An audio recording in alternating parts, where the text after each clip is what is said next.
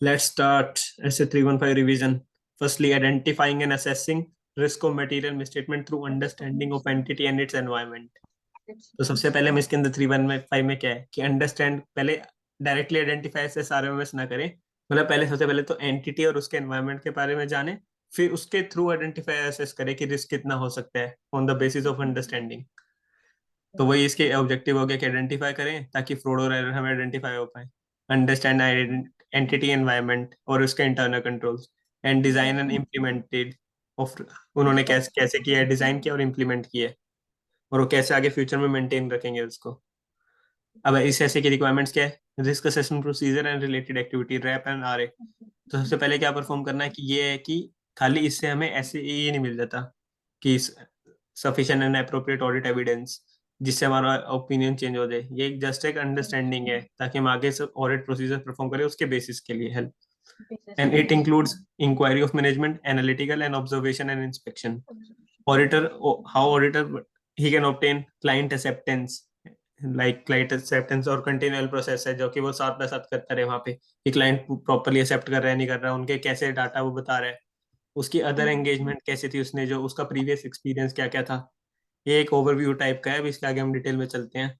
Engagement partner and other discuss क्या करेंगे? Susceptibility of entity, financial statements and application of applicable financial reporting framework.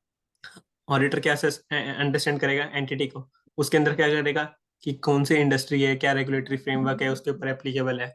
In nature of entity में क्या देखेगा, किस operations में deal कर रही है, कौन गवर्न कर रहा है, किसके पास ओनरशिप है फर्म की, मतलब एंटिटी की, टाइप ऑफ इन्वेस्टमेंट क्या क्या है, स्ट्रक्चर क्या है वहाँ पे, कि जेवी है, एसोसिएट्स हैं, तो वो पहले इवेल्युएट करके रखे कि हमारे स्कोप में क्या है, ब्रांच है, मतलब क्या पर्टिकुलर है।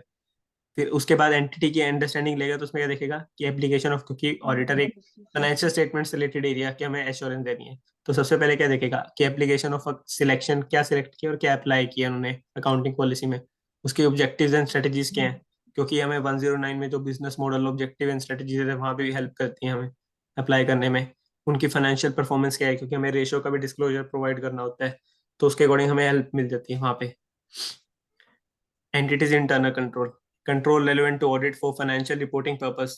और ये हमें पता है कि सारे कंट्रोल्स होते हैं वो रेलेवेंट नहीं होते for financial reporting purpose. And auditor की जजमेंट भी लगती है वहाँ पे कि उसको इवेलुएट करना है कि प्रॉपर वेल एस्टेब्लिश है कि नहीं रिलेटिंग टू फाइनेंशियल रिपोर्टिंग, और उनकी डिजाइन देखना है वहाँ पे प्रॉपरली इंप्लीमेंट हुए कि नहीं है।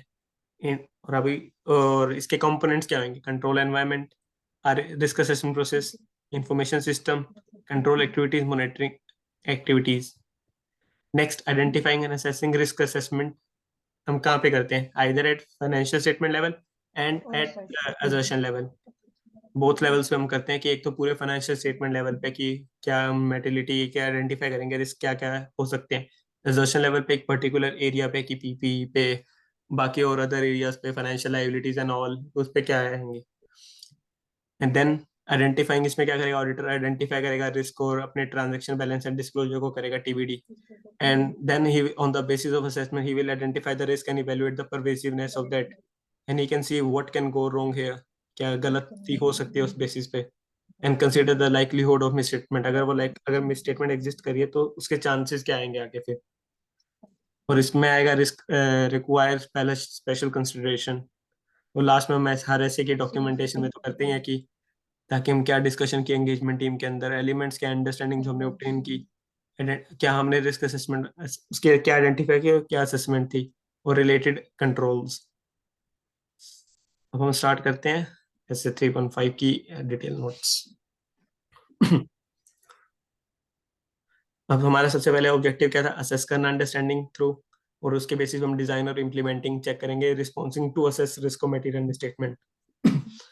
डेफिनेशंस में assertions, representation by management either explicit और अदरवाइज, कि assertions क्या होती हैं, जैसे हमने देखा था कि assertion लेवल पे हम करना, तो जो रिप्रेजेंटेशन होती है मैनेजमेंट की embedded in the financial statement, जैसे हम पीपीई की करते हैं कट ऑफ की वैल्यूएशन राइट्स एंड ऑब्लिगेशंस, वो एम्बेडेड होती है फाइनेंशियल स्टेटमेंट के, उसी के बेसिस पे फाइनेंशियल स्टेटमेंट में सारी आइटम्स चली जाती हैं कि रिकॉग्निशन करेंगे, मेजरमेंट, प्रेजेंटेशन, वैल्यूएशन राइट्स किसके पास है, तो उसके बेसिस पे ऑडिटर करेगा पोटेंशियल मिसस्टेटमेंट क्या एग्जिस्ट कर रहे हैं जो उसके अंदर एम्बेडेड है।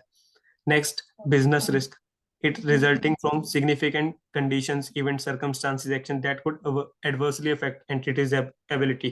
कि जो बिजनेस ऐसे हो सकते हैं जो जिनके एंटिटी एबिलिटी टू कंटिन्यू वो इफेक्ट हो सकती है उससे, और एंटिटी उनसे क्या स्ट्रेटेजीज परफॉर्म कर रही है कि ताकि उनको दूर कर पाए.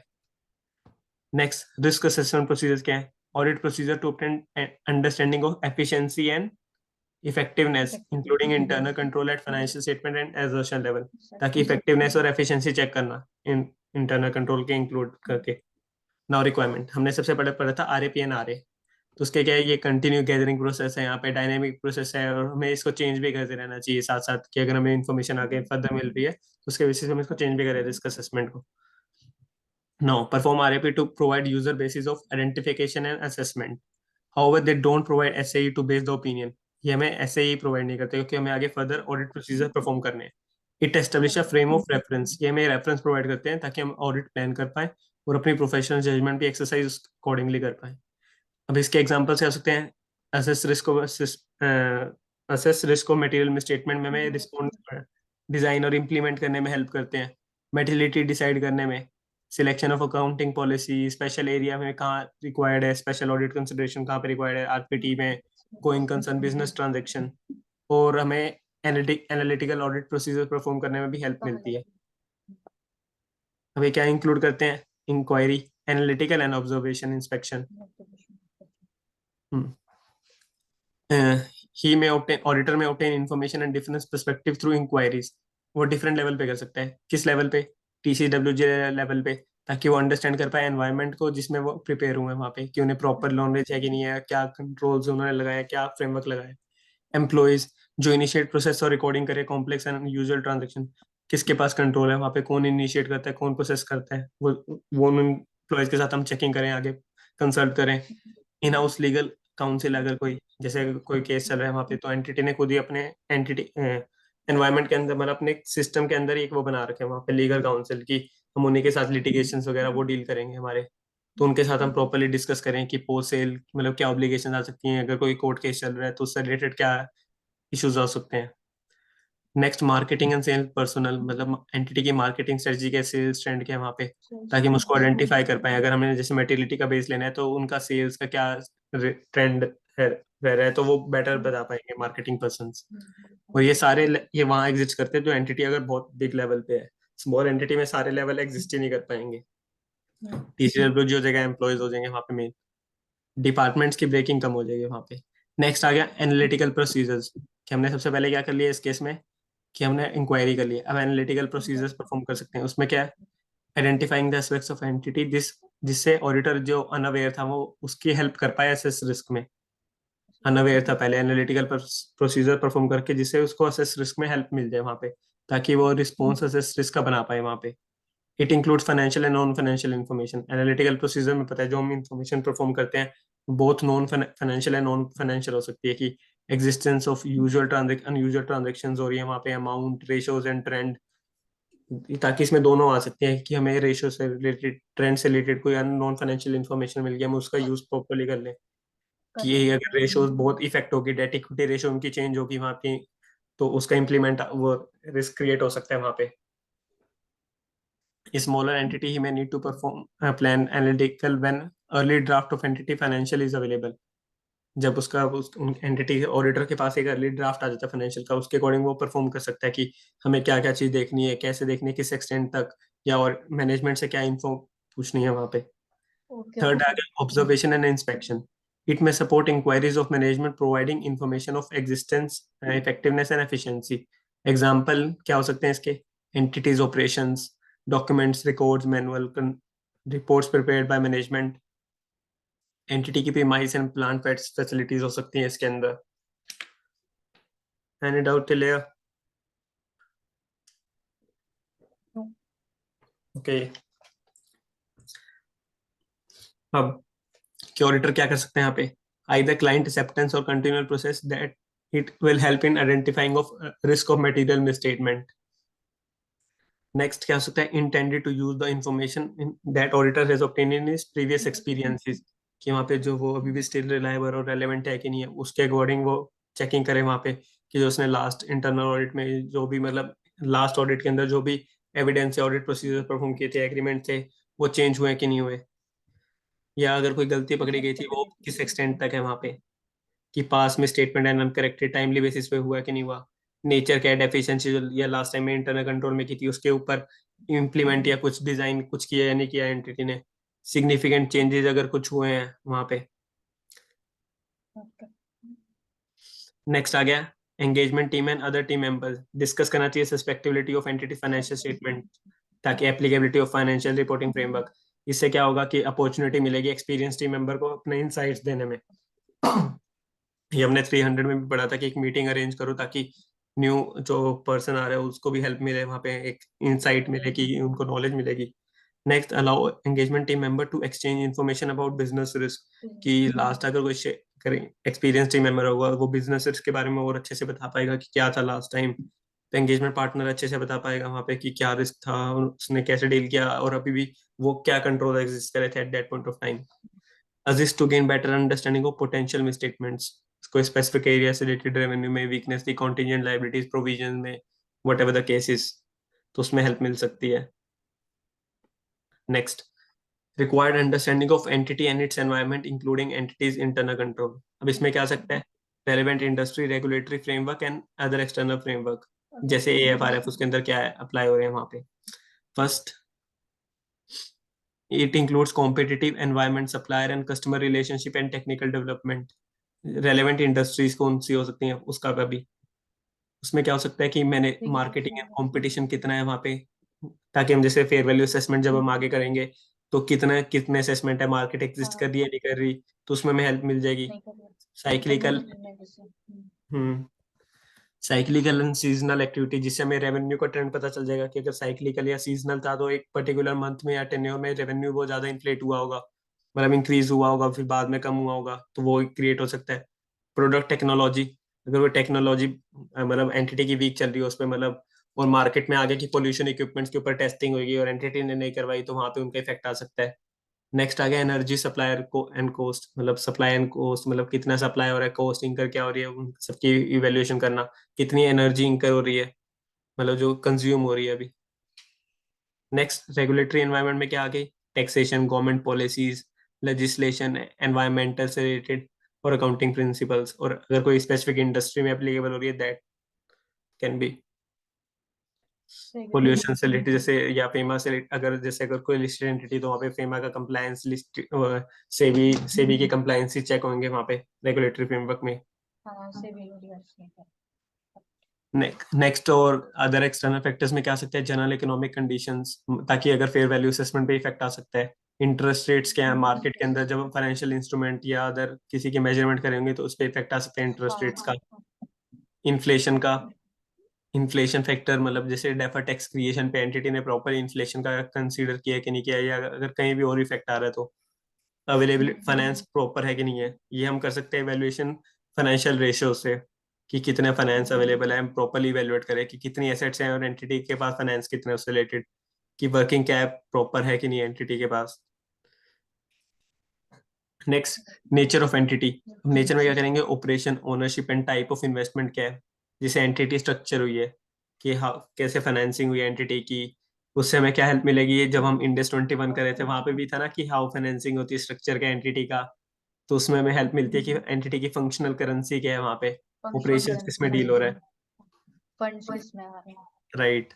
और अब इसमें क्या मिल सकती है, अगर कॉम्प्लेक्स स्ट्रक्चर है वहाँ पे सब्सिडरी का या मल्टीपल लोकेशन है, उस अकॉर्डिंग हम आगे प्लानिंग भी प्रॉपर करें, अंडरस्टैंडिंग ऑब्टेन करने की कैसे करना है। In that case ownership and relation between owners and other people, जो ओनर है और बाकी अदर पीपल है उनके बीच क्या रिलेशन है, रिलेटेड पार्टी में हेल्प कर सकते हैं हमें कि नेचर ऑफ एंटिटी क्या, मतलब कोई और भी ओनर है वहाँ पे, को फाउंडर्स कौन कौन है, मतलब उसमें कौन CEO को वगैरह कौन है। एग्जाम्पल ऑफ मैटर ऑडिटर में कंसीडर क्या कर सकते हैं कि बिजनेस ऑपरेशन कौन कर रहे हैं, ऑपरेट कौन कर रहे हैं, जैसे 1110 में मेन रिक्वायर्ड असेसमेंट वहाँ रिक्वायर्ड हो सकती है, इंडेक्स 24 में रिक्वायरमेंट हो सकती है इसकी, रिलेटेड पार्टी डिस्क्लोजर से related. Investment and investment activities, कौन इन्वेस्ट कर रहा है उसके अंदर, किसका कंट्रोल है, फाइनेंसिंग एक्टिविटीज और फाइनेंशियल रिपोर्टिंग पर्पज के लिए सिमिलर वे में, और अगर कोई सिग्निफिकेंट चेंज हुआ लास्ट टाइम से। नेक्स्ट आ गया entity selection and application of accounting policies, कोई मेथड या जैसे ये मेन वही आ गया फाइनेंशियल रिपोर्टिंग पर्पस से हम अगर कोई अनयूजुअल ट्रांजैक्शन हुई उसकी अकाउंटिंग, उसमें अकाउंटिंग पॉलिसी क्या अडॉप्ट किया एंटिटी ने। कंट्रोवर्शियल या इमर्जिंग एरिया था, अगर कोई जैसे क्रिप्टो की अकाउंटिंग होगी, वर्चुअल डिजिटल एसेट्स की अकाउंटिंग होगी, तो उस एंटिटी कैसे डील कर रही है उनके साथ। चेंजेस इन अकाउंटिंग पॉलिसी हुई है तो उसका प्रॉपरली डिस्क्लोजर एंड ऑल दिया है कि नहीं एंटिटी ने, और सिलेक्शन प्रॉपर की है कि नहीं की। और अगर कोई न्यू लॉ एस्टेब्लिश हुआ है या स्टैंडर्ड एप्लीकेबल हुआ है, जैसे 115 आया था, 116 आया, तो उसकी अकाउंट एंटिटी ने अकाउंटिंग प्रॉपरली की है कि नहीं की। एंटिटी कब अडॉप्ट करेगी।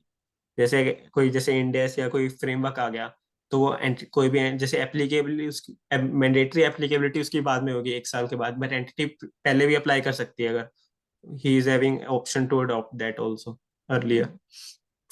तो एंटिटी ने कब अडॉप्ट कर दिया उसको, फ्यूचर में या राइट नाउ ही starting. Next, entities objective strategies relating to business risk. अब बिजनेस रिस्क एक ब्रॉडर टर्म है, रिस्क ऑफ मटेरियल में स्टेटमेंट। रिस्क ऑफ मटेरियल हम तो एक किस में देखते हैं कि फाइनेंशियल स्टेटमेंट या पर्टिकुलर एरिया में, और एक बिजनेस रिस्क तो एक एज अ होल हो गया, एंटिटी पे बिजनेस रिस्क क्या क्रिएट कर रहा है। ये कॉम्प्लेक्स हो सकता है, मतलब फ्लोज हमें आइडेंटिफाई हो सकते हैं वहाँ पे। फ्लोज आइडेंटिफाई तो मतलब पेनल्टीज है, मतलब उस हेल्प एरियाज में हेल्प कर सकते हैं एंटिटी पे, क्या पेनल्टीज एप्लीकेबल हो सकती हैं या जो लग सकती हैं फ्यूचर कोर्स में। Right. Next. Basically, business risk will result risk of material misstatement. Hmm business risk की वजह से रिस्क ऑफ मटेरियल मिसस्टेटमेंट हो सकती है ना। करेक्ट करेक्ट, हाँ। बिजनेस रिस्क की वजह से रिस्क मटेरियल मिसस्टेटमेंट क्रिएट हो सकता है वहाँ पे, करेक्ट। कि बिजनेस एक ये हो सकता है, बिजनेस की एंटिटी को अपना एक क्या कहते हैं रेवेन्यू, मतलब गवर्नमेंट लोन लेना था या गवर्नमेंट को किसी पर्पज से दिखाना था वहाँ पे, तो उन्होंने क्या किया, रेवेन्यू को इन्फ्लेट कर दिया वहाँ पे, तो रिस्क क्रिएट हो गया वहां से, हो सकता है चांसेस कैन बी देयर। और एंटिटी मतलब इंडस्ट्री में सर्वाइव करने के लिए उन्होंने ये शो कर दिया। नेक्स्ट, क्या क्या एग्जांपल्स हो सकते हैं इस केस में, इंडस्ट्री डेवलपमेंट हो रही है कि नहीं, तुम इस जो हमारी एंटिटी है वो इंडस्ट्री से अकॉर्डिंग डेवलप हो रही है कि नहीं हो रही। अदरवाइज देख गोइंग कंसर्न पे इशू आ सकता है। न्यू प्रोडक्ट और सर्विसेज एंटिटी ने लॉन्च किया कि नहीं की, मतलब की है तो मतलब क्या प्रॉपर कौन कर रहा है, किसके पास कंट्रोल है, मतलब प्राइसिंग कंट्रोल किसके पास है।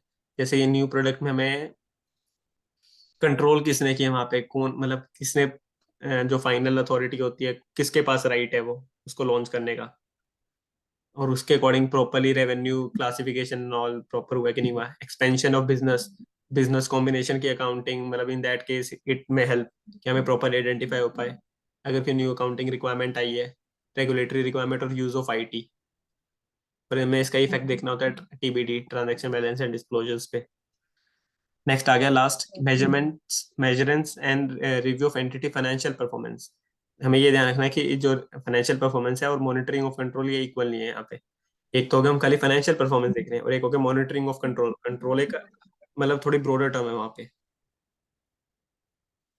Examples of internally generated information used by management that auditor may consider, like key performance indicator, मतलब ratios, जो जैसे मतलब जो एंटिटी को फाइनेंशियल स्टेटमेंट में डिस्क्लोज भी करनी होती है, उन्हें उनसे हेल्प मिल सकती है एंटिटी की मतलब वापस वही आ गया debt equity ratio, asset test ratio, working capital ratio. Next आ गया period on performance analysis. Period on period मतलब कंपैरेटिव्स करना, एनालिसिस करना, वेरिएंस एनालिसिस प्रॉपरली करना, बजट एंटिटी ने प्रॉपरली बनाया कि नहीं बनाया, बनाया है तो कितना एक्सपेंड उस पे हुआ है, एक्चुअल कितना हुआ है, और मतलब कितना होना चाहिए था, कि एंटिटी ने प्रॉपरली बजट भी बनाया कि नहीं बनाया, ये भी वेरीफाई कर सकते हैं। Employ performance measures and incentive policies, कि उनकी जो एम्प्लॉय से रिलेटेड पॉलिसीज बनी है उसके अकॉर्डिंग पेमेंट्स अप्रोप्रिएट हुई है कि नहीं हुई, और जो मेजर्स लिए थे वो प्रॉपरली हुए कि नहीं हुए। एंड कंपैरिजन विद कॉम्पिटिटर्स, कि कॉम्पिटिटर्स के साथ हम compete मतलब कैसे कर रहे हैं वहाँ पे। ये थोड़ा इंटरनल कंट्रोल साइड से आ गया, कंट्रोल साइड से कि वहाँ कॉम्पिटिटर से रिलेटेड हमारा क्या है वहाँ पे। हाँ, कि हमने क्या मेजर्स बिठा रखे हैं। करेक्ट। नेक्स्ट आ गया हमारा internal control. Now, obtaining understanding of internal control relevant to audit for financial reporting purpose, not all control are relevant, ये हमें पता ही है। ये हमें किस में हेल्प करते हैं, पोटेंशियल मिसस्टेटमेंट आइडेंटिफाई करने में, जिससे हम anti of further audit procedures हम प्रॉपरली बना पाए। जैसे जनरल नेचर एंड करेक्टरिस्टिक क्या होती है इंटरनल कंट्रोल की, कि डिजाइन, इम्प्लीमेंट एंड मेंटेन करना, जिससे बिजनेसेस प्रॉपर्ली एड्रेस हो रहे हैं कि नहीं हो रहे, जिससे हमें क्या पता चलेगा कि फाइनेंशियल रिपोर्टिंग की रिलायबिलिटी कितनी है, efficiency and effectiveness of operations, compliance with law and regulations, safeguards of assets. रेसा इसकी शॉर्ट फॉर्म थी ना, रेसा। रेसा, हम्म। हाँ रेसा भी। रिलायबिलिटी, मैंने एफिशिएंसी मैंने इसकी एंड कैफे बना सेफगार्डिंग रखी है। कैफे। मैंने इसकी कैफे बना रखी है, कैफे। CAF सी से फाइनेंशियल कंप्लायंस रिपोर्टिंग। हो गया। हाँ, हम्म। सी से कंप्लायंस, ए से एसेट्स वाला सेफगार्डिंग ऑफ एसेट्स, एफ से रिलायबिलिटी ऑफ फाइनेंशियल रिपोर्टिंग, और ई से efficiency and effectiveness of operations. Okay, good. अब इसकी लिमिटेशन अभी हम आगे पढ़ते हैं। ये स्टार्ट करते हैं अब हमारा इंटरनल कंट्रोल। इंटरनल कंट्रोल पे डायरेक्ट आए या यहाँ से भी करें थोड़ी असेसमेंट?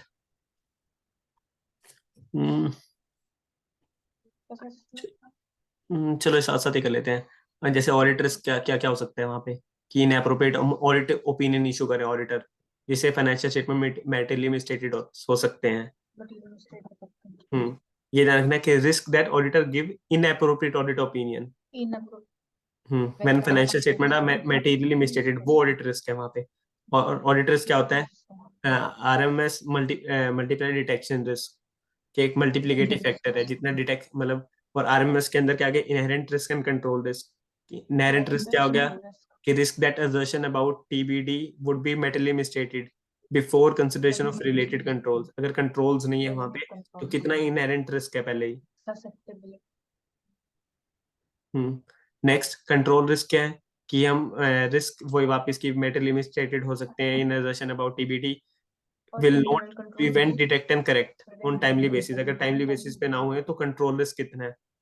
और फाइनली फिर डिटेक्शन रिस्क, की अप्रोप्रिएट वो रिड्यूस कितना हो सकता है, ताकि हम प्रॉपरली डिटेक्ट कर सकते हैं या नहीं कर सकते। वही हम डिस्कशन जब करेंगे उस बेसिस पे हम डिटेक्शन रिस्क की परसेंटेज हम निकाल निकाल सकते हैं। अब नेक्स्ट हम चलते हैं डायरेक्ट अपने इंटरनल कंट्रोल्स पे।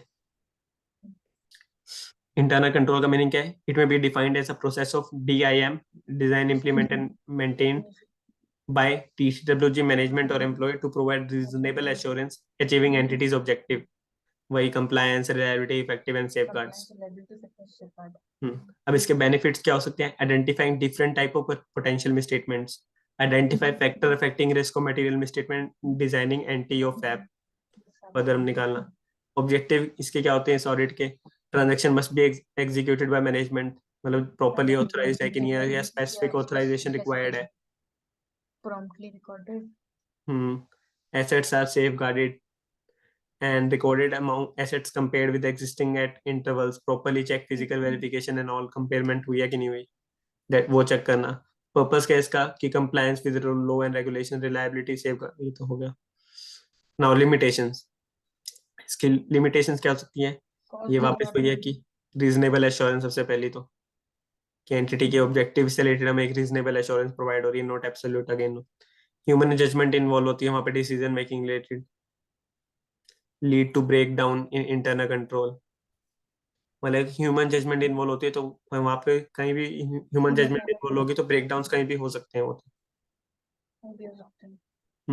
Lack of understanding, lack of understanding, operations कई बार उनको आइडेंटिफाई नहीं हो पाते कि इस जगह ये होना चाहिए। सेफ गार्डिंग, जैसे मैंने उन्हें ये नहीं पता मेकर चेकर पॉलिसी की कौन बना रहा है, वो ये अप्रूव कर रहे हैं वहां पे, तो उसका एक पर्पस भी होता है वहां पे कि मेकर वो बना रहा है बंदा तो वो साइन प्रॉपरली ना करे या अप्रूव करवा के करे।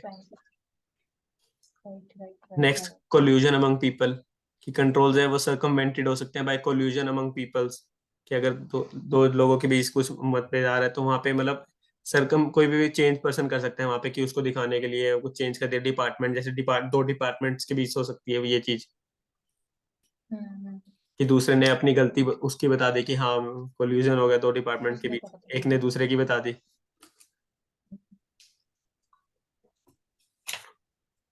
नेक्स्ट, ओवर राइडिंग कंट्रोल हो सकते हैं वापस, ये सेम केस में अगर दो डिपार्टमेंट एक दूसरे की कमी छुपा ले वहां पे, ओवरराइड कर लिए कंट्रोल्स को वहां पे दोनों ने मिलके। नेक्स्ट, जजमेंट इन्वॉल्व हो जाती है वापस यहीं पे, और लिमिटेशन होती है स्मॉलर एंटिटीज के केस में कि लिमिटेड एम्प्लॉयज होते हैं तो सेग्रीगेशन ऑफ ड्यूटीज प्रॉपर्ली नहीं होती, प्रैक्टिकेबल भी नहीं होती वहाँ पे, और इजिली ओवरराइड कंट्रोल्स हो सकते हैं वहाँ पे क्योंकि इंटरनल कंट्रोल बहुत लेस स्ट्रक्चर्ड होता है। हम्म अब रेलेवेंस ऑफ ऑडिट क्या होता है इसका, कि obtaining of understanding of all, ताकि हम क्या रेलेवेंट टू ऑडिट हम प्रॉपर्ली ऑब्टेन करें जिससे हमें हेल्प मिलेगी प्रोफेशनल जजमेंट। ठीक है, हाँ ये factor affecting auditor's judgement about internal control, क्या क्या इफेक्ट कर सकते हैं इंटरनल, मेटिलिटी क्या है हमारी, साइज ऑफ एंटिटी क्या है, nature of business, legal nature and significance of related risk. Next internal control over completeness and accuracy of information, auditor intend to make use of information in performing audit procedures, कि auditor अपनी audit procedure में perform करने के लिए completeness देखते हैं ना internal control की है कि नहीं है की, ताकि वो प्रॉपर्ली अपने ऑडिट प्रोसीजर आगे परफॉर्म कर पाए।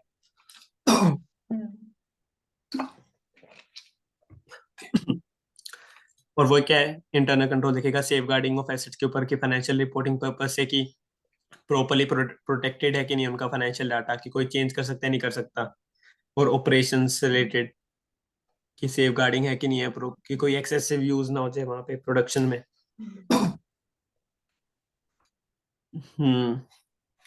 Next components of internal control, सबसे पहला क्या आता है, कंट्रोल एनवायरनमेंट। कंट्रोल एनवायरनमेंट में क्या होता है, अंडरस्टैंडिंग करना सबसे पहले, auditor shall obtain evaluation whether the materials created and maintain और उन्हें मतलब प्रॉपर्ली जो उनका कल्चर है वो ऑनेस्टी और एथिकल बिहेवियर के साथ होना चाहिए। अगर ऑनेस्टी होगी, एथिकल बिहेवियर होगा तो वहाँ पे मतलब दिख सकता है कि मतलब कि कंट्रोल एनवायरनमेंट अच्छा है वहाँ पे। नेक्स्ट एलिमेंट क्या हो सकते हैं, प्रोवाइड अप्रोप्रिएट फाउंडेशन हो सकता है अदर, जिससे हमें ये एक अप्रोप्रिएट फाउंडेशन दिख सकता है, अगर उनके साथ ऑडिटर्स का भी रिलेशन अच्छा बन गया मतलब थोड़ा बहुत, तो मतलब वो हेल्प मिल जाती है वहाँ पे कि प्रॉपर्ली टाइमली डाटा देना, कि वो ऑनेस्टी के साथ सारी चीज बता रहे हैं खुद ही, कोई गलती नहीं कर बता छुपा रहे, तो एक रिलायंस मिल जाती है उनके ऊपर हमें। Next, what does it include, governance and management function, attitude awareness and action of TCWG and management क्या है वहाँ पे, इसके अंदर क्या होता है कि how management is governing that, अपनी एंटिटी को कैसे गवर्न कर रही है वहाँ पे, उनका एटीट्यूड अवेयर क्या है, अवेयरनेस है कि विसल ब्लोअर जैसे टाइमली जो अपनी पॉलिसीज है उनको अपडेट करें, विसल ब्लोअर पॉलिसीज आ रही हैं उनके प्रॉपर्ली रिव्यू की जाती है, एक्शंस क्या होता है उनका टीसीडब्ल्यूजी का। Next, control environment that sets the tone of organisation, ये एक पूरी ऑर्गेनाइजेशन का वही हो गया कि एक टोन सेट कर देता है। इन्फ्लुएंसिंग कंट्रोल कॉन्शियसनेस, मतलब कि एक दिख जाता है अगर कोई मैनेजमेंट अगर टीसीडब्ल्यूजी अगर प्रॉपर्ली एटीट्यूड दिखा रही है अपने एक्शन, तो जो बाकी जो काम कर रहे हैं उनके अंडर भी वो भी प्रॉपर्ली इन्फ्लुएंस रहते हैं कि हाँ मैं कोई हमें देखने वाला है ऊपर, हमें ऐसा नहीं है कोई भी कुछ भी कर ले। नेक्स्ट, अब एलिमेंट्स आगे कंट्रोल एनवायरनमेंट के क्या हो सकता है, communication and enforcement of integrity and ethical values, जिससे क्या होगा effectiveness, properly design implement and maintenance हमें हेल्प मिल सकती है, कि अगर कम्युनिकेशन एनफोर्समेंट अगर टाइमली हो रही है और इंटेग्रिटी के साथ हो रही है वहां पे, commitment and commitment to competence, कि मैनेजमेंट जो जैसे इंटरनल कंट्रोल है जो भी सोच रही है या बना रही है कि हमें ये करना है, तो उसके ऊपर कमिटेड है कि नहीं है उस काम को करने के लिए, कि मैनेजमेंट कि वो कैसे दिख रहा है, वो दिख जाता है वहां पे मैनेजमेंट के कि वो टाइमली उस पे एक्शंस परफॉर्म ले रही है। पार्टिसिपेशन बाय टीसीडब्ल्यूजी, कि वो कितने इंडिपेंडेंट है, एक्सपीरियंस क्या है उनका, इंसॉल्वेंट इन इन्वॉल्वमेंट क्या है उनका, एक्शंस क्या है, वापस हो गया एटीट्यूड अवेयरनेस एंड एक्शन क्या है उनका, management philosophy and operation style, उनका बिजनेस रिस्क क्या है, मैनेजमेंट की फिलोसफी क्या है उनकी, कि उनको कैसे डील करेंगे बिजनेस रिस्क से रिलेटेड। कि टीचर ये जो अपने बिजनेस बोर्ड मीटिंग्स होती हैं उनमें प्रॉपर्ली टाइमली ये इवैल्यूएशंस करते हैं नहीं करते। नेक्स्ट, ऑर्गेनाइजेशन स्ट्रक्चर क्या है उनका, फ्रेमवर्क क्या है, क्या एंटिटी ऑब्जेक्टिव जो उन्होंने बनाया ऑब्जेक्टिव बनाया होगा है उसको कैसे अचीव कर रहे हैं, तो उनसे टीसीडब्ल्यूजी का फ्रेमवर्क मतलब उन्होंने क्या ऐसा फ्रेमवर्क बना रखा है जिससे उनका ऑब्जेक्टिव अचीव कर ले। Next, assignment of authority and responsibility, कौन पर्सन किसके ऊपर रिस्पॉन्सिबिलिटी दे रखी है, कि कौन रिलेशनशिप, ये सब दिखेगा वहां पे। एक हम वो आप ले सकते हैं स्टार्टिंग में इंटरनल कंट्रोल से रिलेटेड उनका एक चार्ट हो सकता है, फ्रेमवर्क हो सकता है, प्रॉपर्ली हम वो ले लें authority chart. Next, HR policies and practices क्या है, कि properly timely recruitment training and promotion programmes होंगे, जिससे एम्प्लॉय भी मतलब एंटिटी की एफिशिएंसी और इंक्रीज हो जाएगी, उनका एनवायरनमेंट एक प्रॉपर बन जाएगा कि अगर सारे बंदे अगर उनके जो भी अकाउंटेंट हैं जैसे टीडीएस से रिलेटेड जो भी चेंजेस आ रहे हैं उनकी टाइमली ट्रेनिंग होती है कि नहीं होती, ताकि अपने वर्क में उसको इम्प्लीमेंट कर सके वो। कर सकते हैं। जैसे अब ट्रेनिंग है, अब ट्रेनिंग भी बाकी सबकी डिपार्टमेंट की भी होगी जैसे और भी हो, तो हमारे लिए रेलेवेंट क्या फाइनेंशियल पर्पज से, तो वही आ गया कि अकाउंटेंट्स की या जो भी प्रोसेस वगैरह है उनसे रिलेटेड वो अपडेट हो रहे हैं कि नहीं हो रहे। नहीं हो रहा जैसे अगर उन्होंने ईआरपी बना रखी है तो टैक्सेशन ईआरपी के अंदर भी वो सारे सिस्टम से रिलेटेड अवेयर है या नहीं है। Next, nature and extent of understanding of relevant control, कि हमें कितने एक्सटेंट तक उसका देखना अंडरस्टैंड करना है। इवेल्युएशन ऑफ डिजाइन कि कैपेबल प्रिपेयर, ताकि वो पीडीसी कर सकते हैं कि नहीं कर सकता मटेरियल मिसस्टेटमेंट की। ये जो मैनेजमेंट ने अपना कंट्रोल एक वो बनाया है, अंडरस्टैंडिंग कंट्रोल्स बनाया है, जिससे वो प्रॉपरली उनका पर्पस ये होना चाहिए कि प्रिवेंट, डिटेक्ट और करेक्ट हो सके मिसस्टेटमेंट्स। जैसे अगर वही आगे मेकर चेकर पॉलिसी है जो बना रहा है, जो आगे चेक कर रहा है, सेग्रीगेशन ऑफ ड्यूटीज होगी वहां पे, तो उसे प्रॉपरली डिटेक्ट हो जाएंगे, टाइमली करेक्शन भी हो सकती है। Next, implementation control existing that entities using it, an implementation not efficiently design not good, मतलब प्रॉपरली अगर वो सही तरीके से नहीं बना रही तो उनकी इम्प्लीमेंटेशन भी खराब हो सकती है। खराब हो जाएगा। Hmm. Next, risk assessment procedures to obtain and design and implementation and automations, कि एंटिटी कितना ऑटोमेट कर रही है वहां पे, जितना ऑटोमेट करेगी रिस्क मतलब वहां चांसेस रिड्यूस हो सकते हैं वहां पे, क्योंकि वो ऑटोमेशन है पीछे। बेसिकली पहले वो डिजाइन चेक करेगी कि अगर डिजाइन अच्छा है तभी वो फिर इम्प्लीमेंटेशन चेक करने जाएंगे। अगर डिजाइन ही ये बेकार भी होगा सही, तो हाँ। उसे पता होगा करेक्ट करेक्ट, इम्प्लीमेंटेशन हाँ। खराब ही होगा, फिर उसके अपने आप रिस्क असेसमेंट प्रोसीजर्स जो है इंक्रीज हम्म। कर जाएंगे। और ऑटोमेशन तो फिर तब की चीज है जब उसका डिजाइन इम्प्लीमेंटेशन सही होगा, तब बाद में ऑटोमेशन को कंसिडर करेंगे। Correct correct, absolutely good. ये सही था, हाँ। पहले DIM मतलब उसके DI डिजाइन एंड इम्प्लीमेंटेशन देख ले, फिर उसके accordingly risk assessment procedures entity ने क्या डेवलप कर रहे हैं या हमें क्या परफॉर्म करना है, हम वो प्रॉपरली इवेलुएट कर लें, और फिर देख ले कि कितने ऑटोमेशंस हैं उसके अंदर। नेक्स्ट आ गया हमारा, वैसे टाइम हो जाएगा, रिस्क असेसमेंट प्रोसेस। चलो इस कंपोनेंट से निकल करें। हाँ सही करते हैं। कल हो जाएगा।